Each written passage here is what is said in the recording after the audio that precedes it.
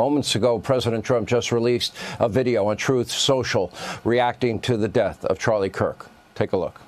To my great fellow Americans, I am filled with grief and anger at the heinous assassination of Charlie Kirk on a college campus in Utah.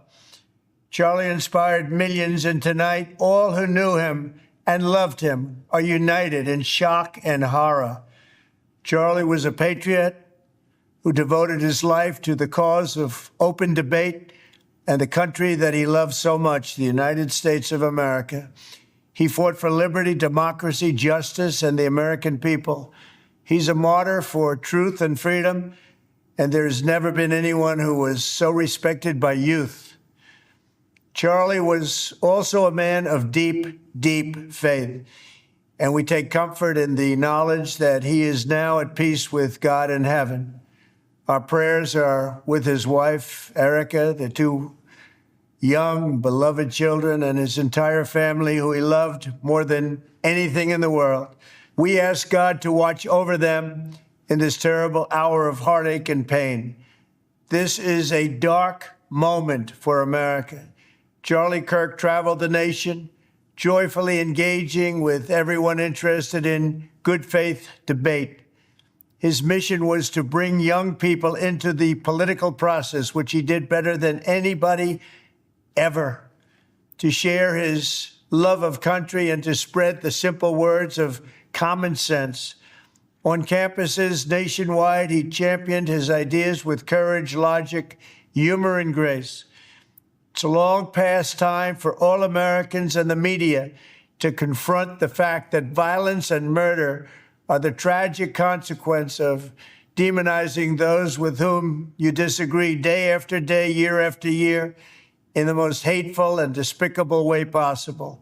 For years, those on the radical left have compared wonderful Americans like Charlie to Nazis and the world's worst mass murderers and criminals. This kind of rhetoric is directly responsible for the terrorism that we're seeing in our country today, and it must stop right now. My administration will find each and every one of those who contributed to this atrocity and to other political violence, including the organizations that fund it and support it, as well as those who go after our judges, law enforcement officials, and everyone else who brings order to our country. From the attack on my life in Butler, Pennsylvania last year, which killed a husband and father, to the attacks on ICE agents, to the vicious murder of a healthcare executive in the streets of New York, to the shooting of House Majority Leader Steve Scalise and 3 others, radical left political violence has hurt too many innocent people and taken too many lives. Tonight, I ask all Americans to commit themselves to the American values for which Charlie Kirk lived and died, the values of free speech, citizenship, the rule of law, and the patriotic devotion and love of God. Charlie was the best of America, and the monster who attacked him was attacking our whole country. An assassin tried to silence him with a bullet, but he failed, because together we will ensure that his voice, his message, and his legacy will live on for countless generations to come. Today, because of this heinous act, Charlie's voice has become bigger and grander than ever before, and it's not even close. May God bless his memory, may God watch over his family, and may God bless the United States of America. Thank you.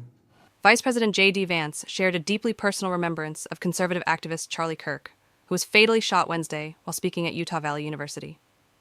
In a lengthy post on X, Vance honored his late friend as a man of courage, faith, and profound loyalty. Kirk, the co-founder and CEO of Turning Point USA, was a close confidant of Vance's both personally and politically. Their friendship stretched from early skepticism about Donald Trump in 2016 to the heights of the 2024 campaign trail.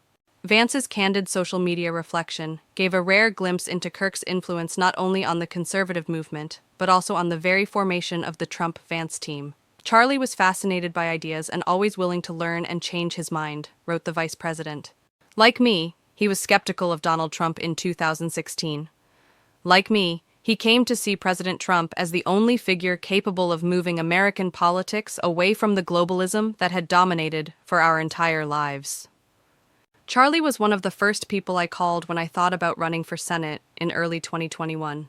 We talked through everything, from the strategy to the fundraising to the grassroots of the movement he knew so well. He introduced me to some of the people who would run my campaign, and also to Donald Trump Jr. Kirk, a longtime advocate for young people in the conservative movement, was described by Vance as pivotal to President Trump's decision-making process in his selection as running mate in 2024. When I became the VP nominee, something Charlie advocated for both in public and private, Charlie was there for me. Charlie was constantly calling and texting, checking on our family and offering guidance and prayers, Vance added. He also highlighted the father of two's strong faith in Christ, saying, Charlie genuinely believed in and loved Jesus Christ. He had a profound faith.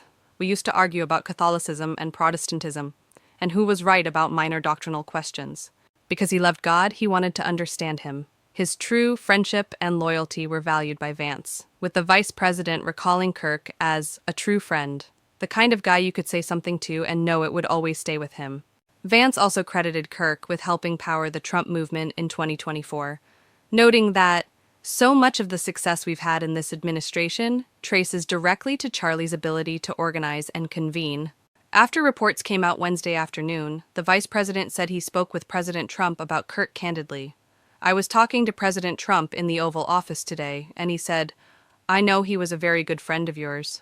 I nodded silently, and President Trump observed that Charlie really loved his family, said Vance.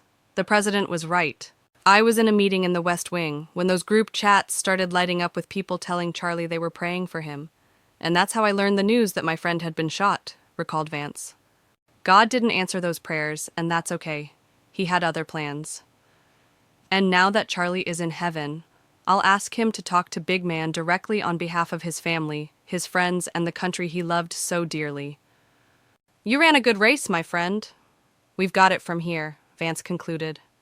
In a resurfaced video, Kirk once said he wanted to be remembered for courage, for my faith. For those now mourning, that legacy is exactly how he will be remembered.